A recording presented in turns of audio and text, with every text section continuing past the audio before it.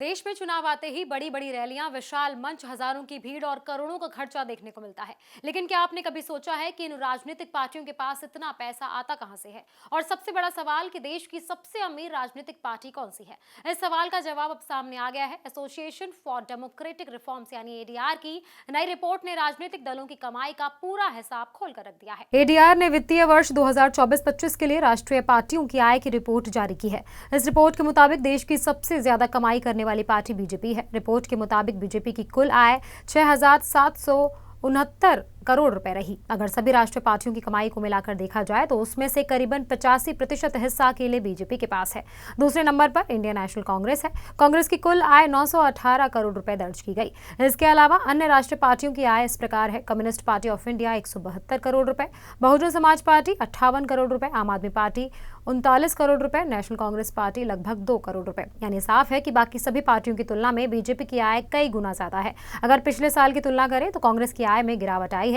ADR की 2023-24 की report के मुताबिक उस समय कांग्रेस की आय 1,230 करोड़ रुपए थी, लेकिन 2024-25 में ये घटकर 918 करोड़ रह गई है।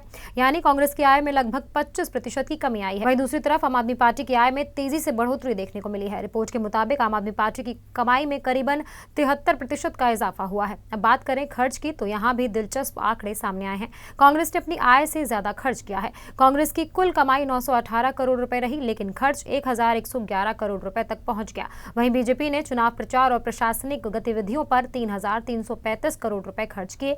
दिलचस्प बात यह है कि ये खर्च पार्टी की कुल आय का आधा भी नहीं है। अब सवाल उठता है कि आखिर राजनीतिक पार्टियों के पास इतना पैसा आता कहां से है? दरअसल राजनीतिक दलों की कमाई का सबसे बड़ा जरिया चंदा होता है। रिपोर्ट के मुताबिक बीजेपी की कुल आय का करीबन 90% हिस्सा दान यानी डोनेशन से आता है। इसके अलावा कांग्रेस ने चंदे के साथ साथ कूपन बेचकर भी पैसा जुटाया है। चंदे का एक बड़ा जरिया इलेक्टोरल ट्रस्ट भी होते हैं।